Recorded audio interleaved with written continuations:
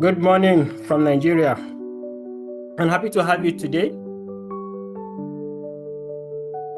My name is Patrick Simeon Ojapa, and I am the Executive Director for OTVI.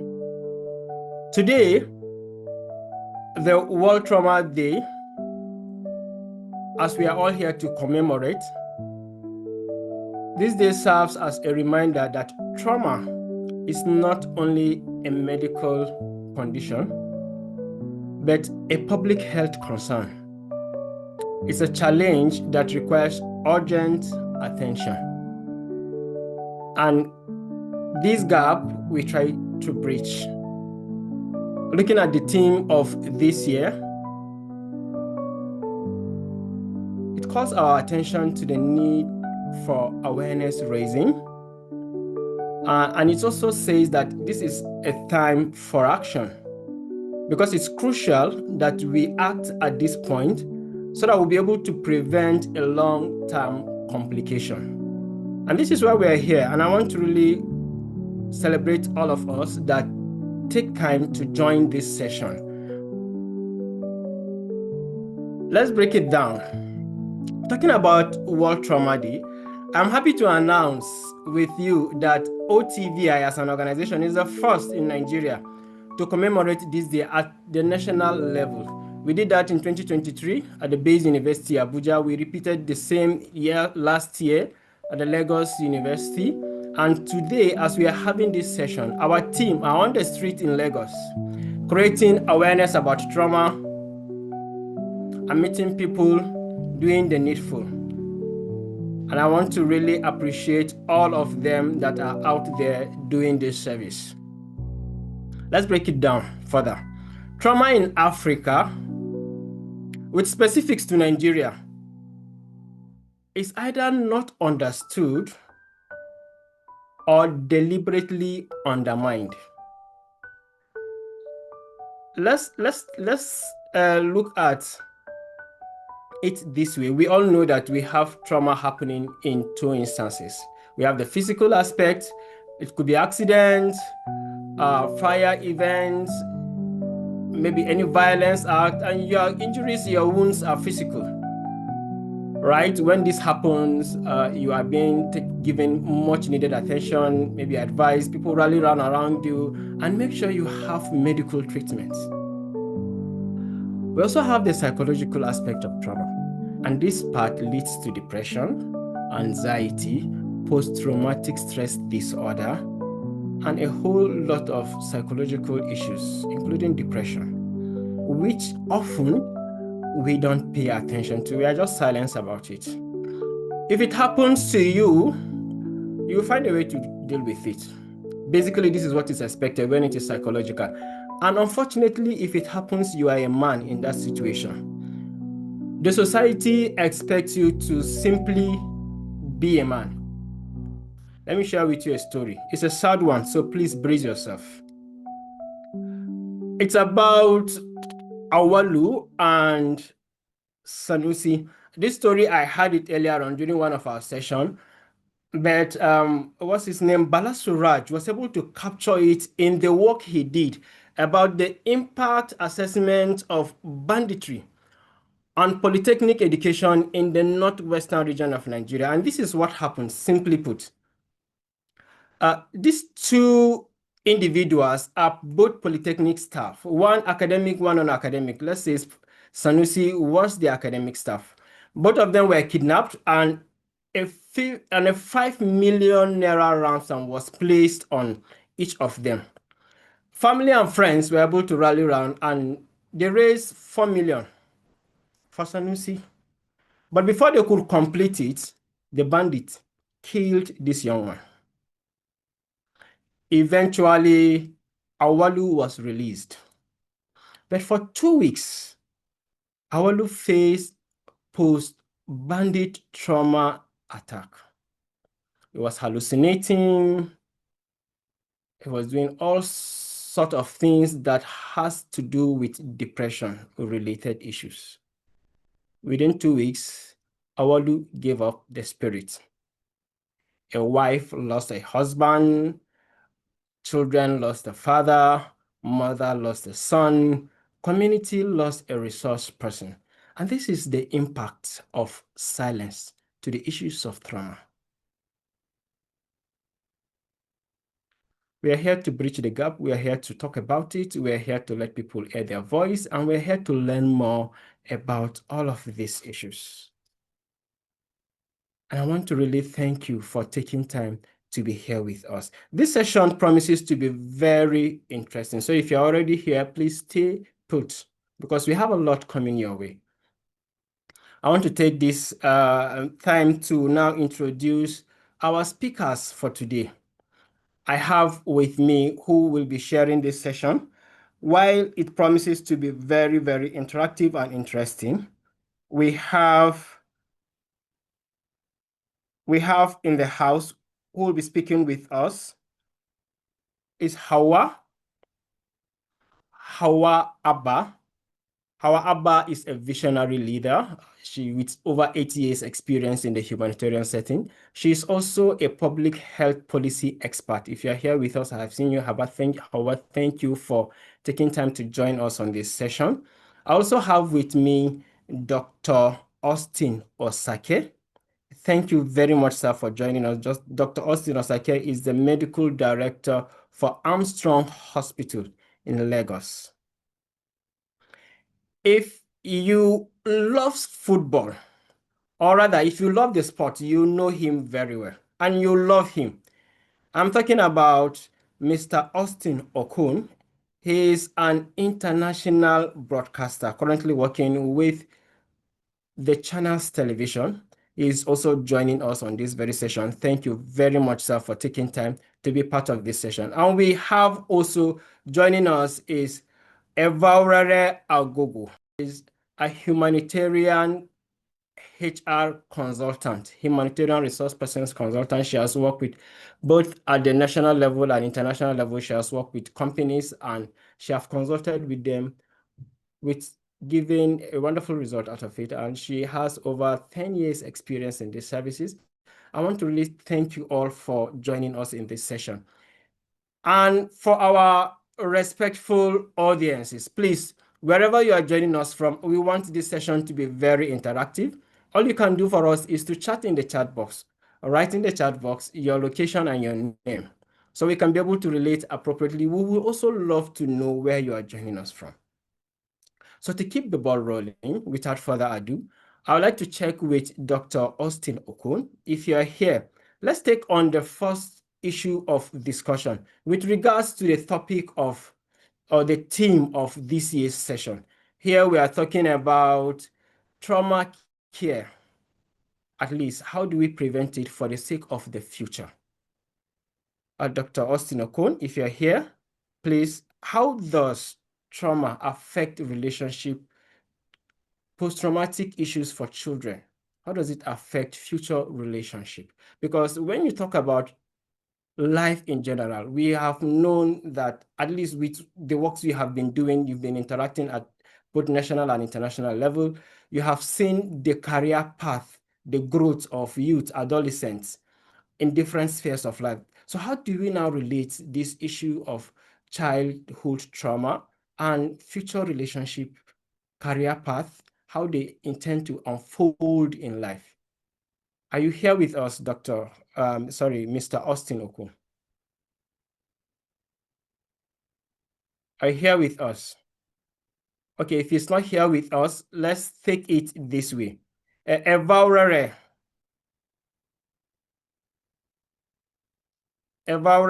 are you here to share with us? We want to have an idea of a lived experience.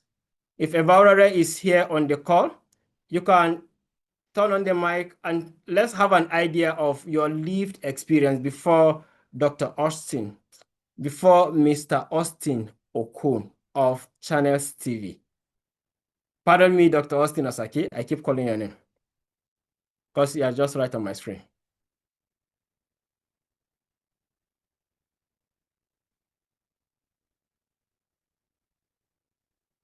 Mrs. Evaurhere Agogo, are you here with us? Can you hear me? Hi, good morning. Thank you for joining. Good morning. Let's start with you. You have a lived experience you will be wish to share with us. Please, you have the mic. If you wish to turn on the camera, you are okay. Take the floor, please. Okay, thank you. Good morning, everybody. My Good name is morning. We can hear you. Evaurhere. And I'm here to share my experience, things that have happened to me in the past. I would want to title my speech, Still Choosing Love, Healing, Hope, and Faith After Broken Promises. That's what I'm going to title my speech. So I'm here to share a piece of my story, not from a place of bitterness or regret, but from a place of healing and hope. Today on World Trauma Day, I want to talk about something many of us don't always name as trauma. The heartbreak that comes with a broken engagement. And in my own case, say two. Yes, I've had two failed engagements in my life. And yet I stand before everyone, still believing in love, still believing in myself, and most importantly, still believing in God's timing. Each engagement represented hope, the hope that I was building a home with someone, sharing purpose, working hand in hand into forever. But somewhere along the way, I realized that forever is not built on promises alone. It's built on alignment, truth, and peace. The first time I had the experience, I thought my world was going to stop. Then the second time it happened again, I thought I had learned from the initial experience and I would be able to, I would be strong enough to protect my heart. But even then I found myself facing the same question. How did I end up here again? Every time I keep asking myself, how did I end up here again? And maybe you have been there too. Maybe you have been doing everything right, loving deeply, praying faithfully, and still watching something you hoped for go down the drain, something you have worked hard to build. People often underestimate how painful a broken engagement can be. You don't just lose a relationship, you lose plans, you lose dreams, you lose an identity you were building with someone else. And then there's the case of embarrassment where people already know, oh, this person is getting married. And then at the end of the day, there's disappointment. And then there's that quiet ache of wondering if you will ever get it right. I remember days when I was smiling, I would be smiling during the day. And then at night, all I could do is to cry, ask God, why again? Why? But I learned that God is not a God of no. And when He tells you no, it means that there's a divine redirection, not punishment, but protection. And that realization didn't come overnight. It came through prayer, therapy. I was really journaling my thoughts, allowing myself to grieve what could have been. And then my healing began when I stopped hiding my pain behind strength. And I told myself the truth that I was hurting, but also that I was still worthy of love. I started rebuilding not for someone else, but for myself. I reconnected with my faith. I spent time in silence and surrounded myself with people who reminded me that being broken doesn't mean that you are unworthy.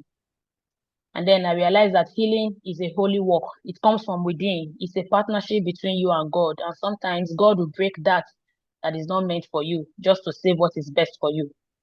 Each of these experiences taught me something sacred. Number one, that love is not proven by how long it lasts, but by how true it will last, how true it is while it lasted. And then you can forgive someone without inviting them back into your life for you to have your peace. And healing does not mean that you have forgotten what happened. It doesn't mean that that experience is dead. It only means that you are remembering it, but you are not bitter. Most of all, I've learned that I am not defined by what did not work. I am defined by the courage to start again, to love again, and to believe again. Because despite everything, I still believe in love. And not just romantic love, but the love that God places inside me to heal me and to heal every other person who is going through the same thing that I've gone through before. So today, if you are listening to me, if you are carrying the weight of any kind of heartbreak, please know that your story is not over and it doesn't define who you are. You can rise from disappointment. You can still be soft. You can still work on people.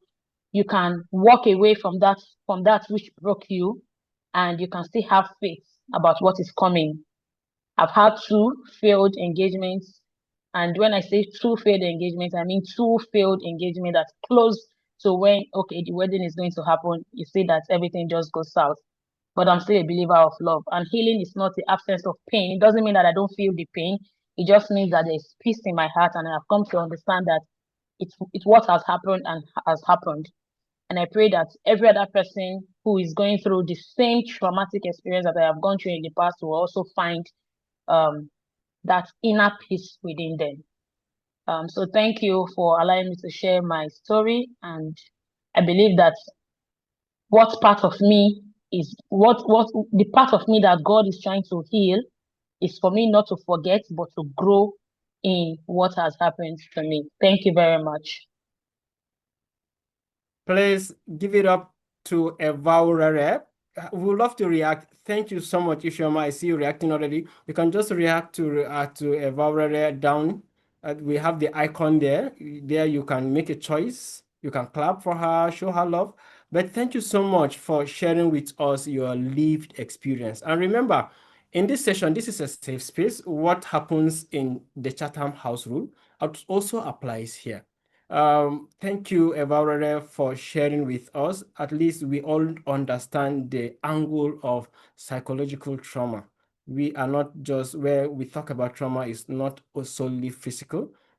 And we have various issues that affect people.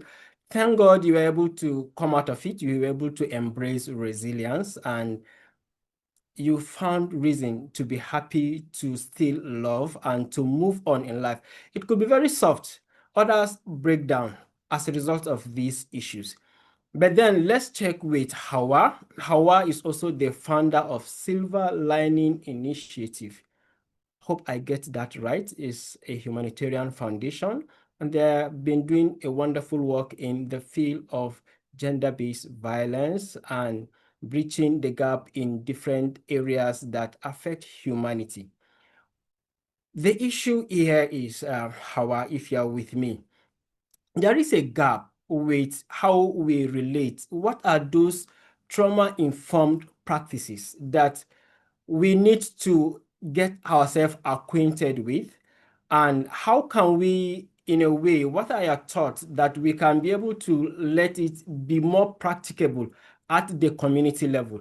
What are those trauma-informed practices that we've not paid attention to, or we are not giving it the needed attention? And it could help at various spheres of life, especially for us who are working at the community, for each individual, so you can help and then speak out if you understand these trauma-informed practices. Hauwa, if you are with me, please, you have the mic. Thank you so much for joining us. Thank you so much for having me, and thank you to the previous speaker for sharing her very honest lived experiences. I'm sure all of us can pick something from that. And now to what I've been assigned to speak about. So the world statistics say at least 70% of adults are going to experience a traumatic event in their life. Now, for those of us living in Africa or low-income countries, I'm sure that the percentage is going to increase from 70 to much higher, closer to 90%, because we have much more challenges in terms of infrastructure, in terms of lack and accessibility as well. So for those who are working in the communities, I believe that we also experience trauma. I mean, those who are doing any service providing jobs, or if you provide any service, whether it be you're a medical doctor or you're an NGO, there's always going to be some kind of shared traumas with those that you are trying to serve. So for example, if you're working with somebody who is experiencing gender-based violence, regardless of how you manage the situation, the emotions of that person will, no matter what you do, translate to you. And I think that that's something that we ignore a lot. For those of us who provide service in the service industry, we ignore our own mental health and the impacts of our emotions with those that we're helping. A lot of times you go home after a long day, whether you've dealt with a woman who has lost a child, or you've met somebody who can't feed their child or take their children to school, or met somebody who's experiencing gender-based violence, we forget the impacts on us. And as a certified trauma-informed coach, I believe that we are not paying attention to our mental health enough. We are not ensuring that we are listening to our bodies, because our bodies does tell us when something is off, or when something is we've taken on too much. And a lot of us, because we have grown up with the African mentality of being able to take anything, to be able to be resilient, we don't realize how much strength we have as Africans. We don't realize how much burden and baggage that we carry as individuals, because we have grown up to understand, whether it's from our parents or our grandparents, that it is okay to, you know, to take on so much, and it's okay, and it's not right to even show that you can manage your issues. And if you are, it's for example, you're in a marriage and you're being abused, be it physically or verbally, by your partner, and you go and complain to somebody, and they're like, oh, is that all? Is that the reason why you want to leave? Other people have experienced worse. And so you begin to take on more, because you feel like there's weakness in you, because you are feeling pain or emotions from what you're experiencing.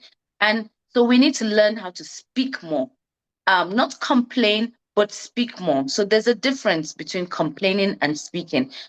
When I say speak more, expressing what we're feeling. And this is something that it's alien to a lot of us. When we're used to complaining as Africans, we complain about NEPA, we complain about bad road, we complain about bad treatment in the hospital. We always complaining, but we don't say how that makes us feel. How does the bad road, going through a bad road, make you feel? How does not having access to light, access to health, access to education make you feel? How does not having access, working with people that don't have access to these amenities make you feel? So we're not really paying attention to the feeling of the experience. We're focusing more on the complaining of the experience. And there's a difference with feeling and complaining, even to your neurological state. When you're explaining how you feel, there's some sort of release, rather than when you're complaining, there's some sort of increase.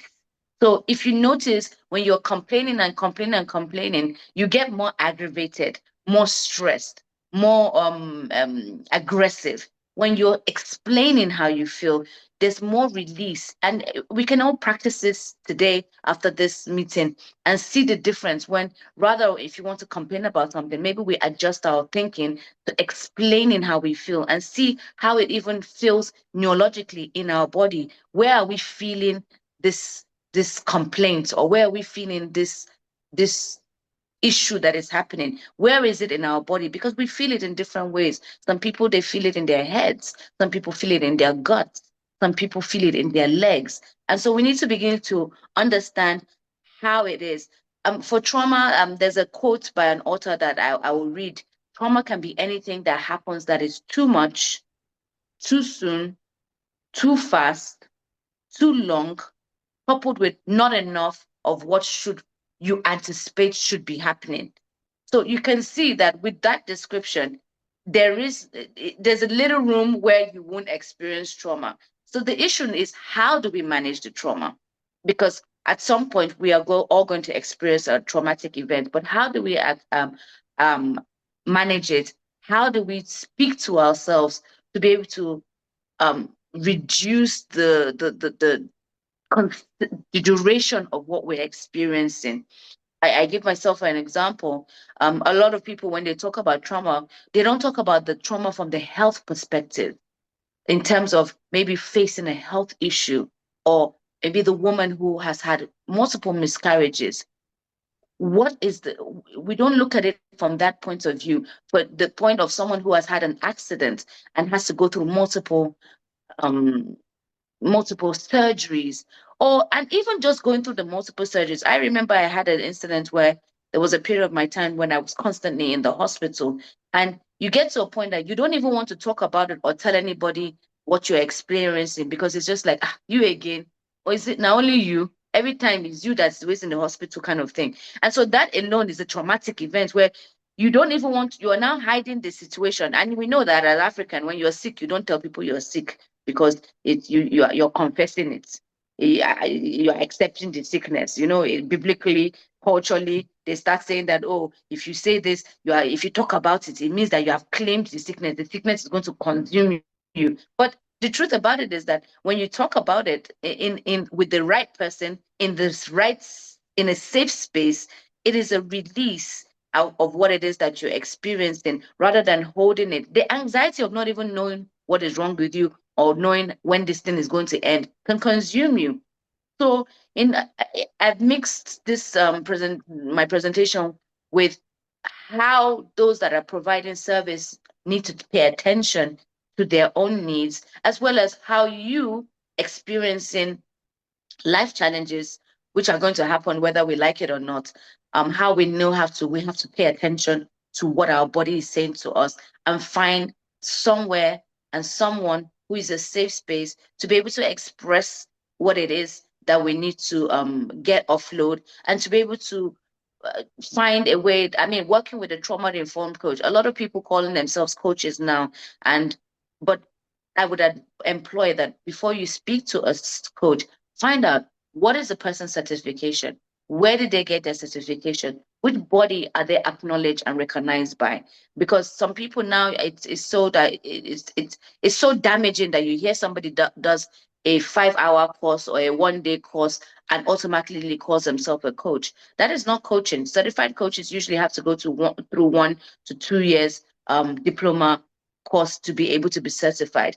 You would not trust a quack doctor with your health, and so forth. Do not trust a quack coach or therapist with your mental health. Thank you so much. Thank you so much, Hauwa. Again, Hauwa is the founder of Sylver Lining Initiative. It's an NGO and she is doing wonderfully well. Thank you so much for your time. She is a visionary leader, also a mental health coach, public health policy professional. We thank you so much for your time and for your insight, for sharing with us those wonderful ideas. And truly, I agree with you, Hauwa. We often complain, just random complaints.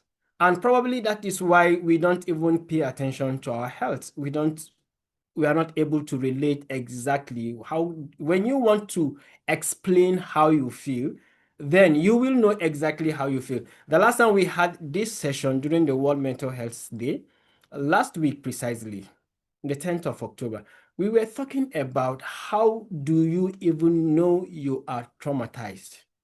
So you can be able to explain to a psychologist if you find one. If you don't find one, where do you find one? But at least you need to know how you feel. And exactly, just like you said, sometimes it's not even the patient that gets traumatized. The patient relatives too. You know, taking care of somebody over and over, it's overwhelming. So there are so many issues around mental health concern, but we just don't pay attention to it. We just claim we are okay, and the society expects you to be okay. I can't thank you enough for your insight. Over 300 students were also kidnapped from the 2019 incidents of Chibok girls, and these numbers keep increasing. How do their parents feel? I see the student of Safir Stone College. I was so delighted that you joined us on this session. Thank you to the school management. Thank you, the student. Thank you for all the staff. Thank you for making it possible for this student to join us on this session today. And we will be talking about how trauma affects the future of these students. How does it affect us in the future relationship, especially when a child is traumatized? Now, looking at the statistics, I have this data earlier on that from 2014 to 2023, over 1,600 students were kidnapped. Not all of them are out. Some, their stories are simply forgotten. How do their parents feel? For those who went in and came out, childhood trauma, how have we as a nation addressed these issues? But we will be having this discussion with Mr. Austin. He will be sharing with us his own insight about the relationship, how childhood trauma affect future relationship. Mr. Austin, if you're here with us, please take on the mic and turn on the camera. Mr. Austin, are you here? Yeah, I'm here. Hi, everyone. It's 11:34 in London, United Kingdom. So let me say good morning to everyone. It's good to be here. Shout out to the kids. I get really emotional when I see kids. And when I saw those kids from Sapphire Stores, I was like, what do you guys want to do to me now? Anyway, it's good to be here. And we're talking about it's not just sensitive. I think it's transformative, it is life dependent.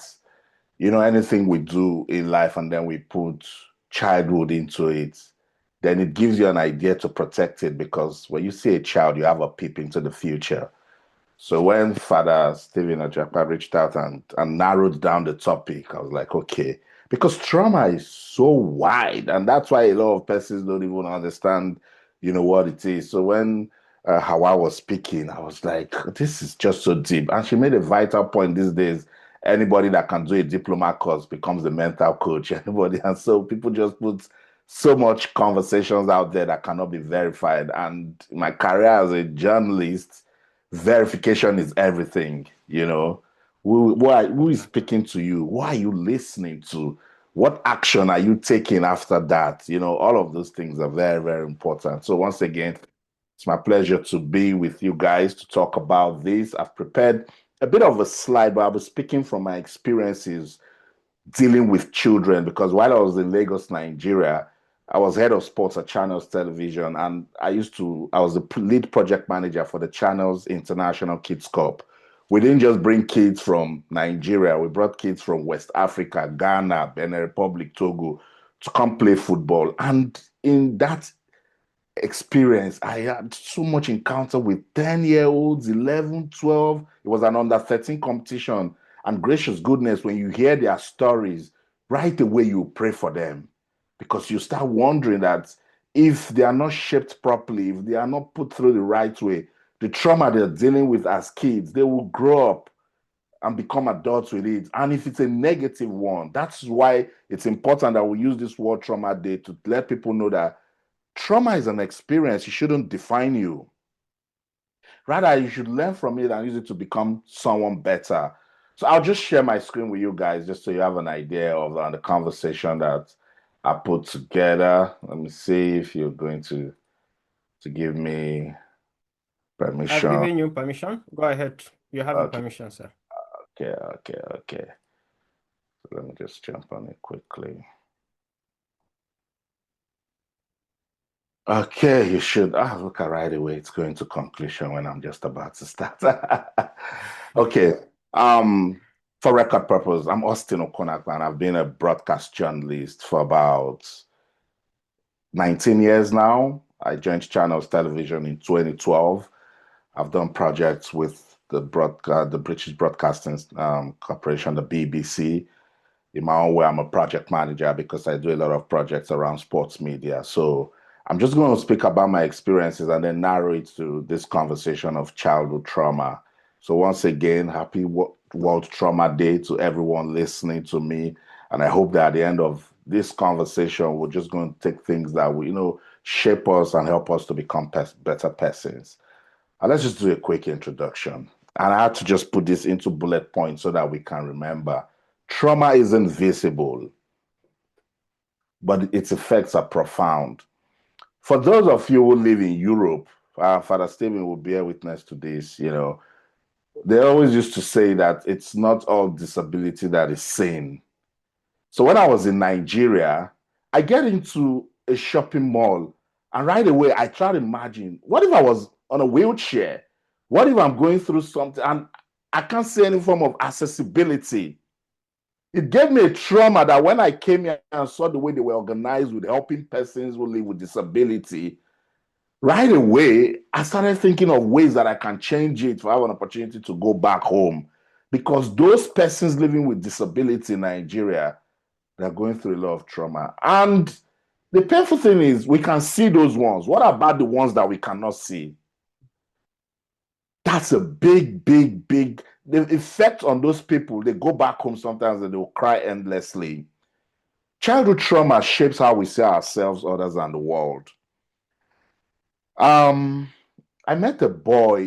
He came from Sokoto to play one of our competition. And he says that his dad just wakes him up in the morning and just beats him.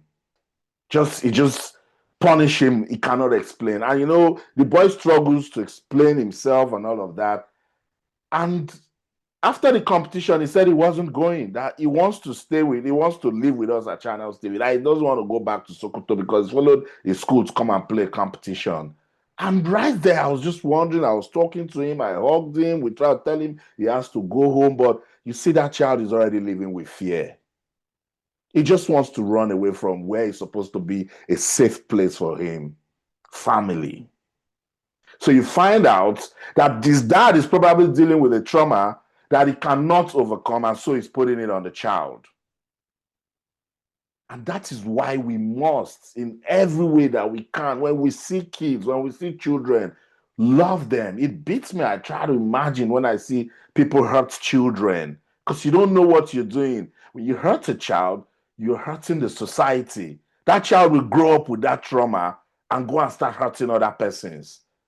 That is why this childhood trauma of a thing, we all have a role to play and we must do it. Before I get into the next slide, I met Father Stephen Ojapwa on Sunday, 18th May 2025. He came to our church, St. Peter's Catholic Church in Hartfield. And when he told his kidnapping story, it got me so emotional. I said, I have to also tell his story. That was my own way because it got me traumatic. I had to find a way to help him. I walked up to him. I told him, I want to tell your story because I was just trying to imagine if that had happened to a child. And as an adult, he was so helpless. At some point, he said they gave us that, oh, life was gone. But I'm glad that they overcame, and he's here to tell his story. And look at what that story that he told has done. I met him, I told his story, I read his book, and today I'm speaking at a function that he told me to come. Today we'll explore how early experiences affect adult relationships and how healing is possible. What is childhood trauma? Childhood trauma refers to distressing experiencing. Please, keyword distressing. That overwhelm, keyword overwhelm, a child's ability to cope emotionally or physically. That this child just keeps, it keeps playing. It starts affecting him, how he relates with his peers, how he performs in school, how he even grows as an individual. Examples, say it's all over, physical, emotional. We cannot overemphasize sexual abuse, particularly to the girl child. Neglect or abandonment. That child I told you about from Sokoto didn't want to go back because he is not getting love and care. And the only time the dad communicates with him is through beating. He was in a dark world. He was witnessing domestic violence. Sometimes childhood trauma, you find some people, they'll say they love auntie more than mommy because auntie just gives them time. Auntie makes them feel loved. They love that uncle when he comes around because he engages with them. He puts them, into that realm that they want to feel loved and appreciated. And when uncle is going, they are crying. I remember as a little boy, there are uncles that will come around. We don't want to come out. We don't want to see them. We all have those times. And there are others that when they come, we wish they don't go. And when they want to leave, they give us something and we like that experience. Bullying or chronic criticism. I had to put in chronic criticism there because persons just don't understand that there's a way you talk to a child that will shape that child. The greatest discovery of life is self. And a little child is just trying to grow, understand himself, know who she is and how to relate in society. And right there, at home, the people who were supposed to help him with that identification have already ruined it. Bullying, that's one we all know. And a lot of us suffered it one way or the other, particularly those of us who went to boarding schools in Nigeria. We grew up with it. When you see Senior Gideon in real life, 20, 30 years after, you want to go and confront him. To say everything you did to me, I remember. It's a big, big childhood trauma. Growing up amid addiction or instability. Now, I have to put this key idea that trauma is not only what happened to you, but it is what happened inside you as a result of that experience. The little boy was taking those beatings. He can actually just take it, but it was doing something to him inside. And if we don't help him as a society, as a community, as a people, that guy will grow up with that same experience and use it to hurt his community. How trauma affects the developing brain. Childhood is tied around the brain. Everything that a child does is connected to the brain. A child's brain develops through safety, love, and connection. Chronic fear or neglect rewires that brain for survival, not growth. That was all that boy was doing. He was just surviving until he got an opportunity to come to Lagos and he said, this is it. He was surviving. He wasn't growing. And that's what childhood trauma does. You see some people growing up, their mom, dad coming back. They know that they're not supposed to be outside, and then they run. We all have that friend. And because your parents are so nice to you, you will go, you run and go and hug mommy and say, mommy, oh, yo, daddy, welcome. But that other child is running, and you just can't explain it. That's chronic fear for the people that they're supposed to love. It's childhood trauma, and they grow up, sometimes even transfer that fear to their children. What are the common effects? They're always alert, and that leads to fear, hypervigilance. Small thing drops, they are shaking, and that's a way of affecting the brain. Emotional dysregulation. Any small thing they are crying, any small thing they are empathetic, any small thing they cannot get themselves together is childhood trauma. Low self-esteem. This one, you just check it out. It just, as early as 5, 6, 7, some kids and their self-esteem gone because of childhood trauma. And they grow up with it. Yeah, I see some people say, no, I'm just the quiet type. Immediately, I know that they're dealing with something that they suffered while they were kids. Of course, a child with low self-esteem will definitely be detached. Doesn't want to be with other people. He's living with fear. He's scared of getting into trouble. It's all childhood trauma. Now, this is why we need to make this a special project with kids. Because whatever we do to them, it has a long-term impact on adult relationships. The fear of abandonment, clinging or pushing others away. You say, no, I'm too reserved. I don't want anybody around me. Nah, it's fear. The greatest discovery of life is self. If you're so confident, if you know yourself so well, there won't be any problem bringing people around you. You will see people as a bridge towards even becoming better. Because, of course, we all know that our network is our net worth.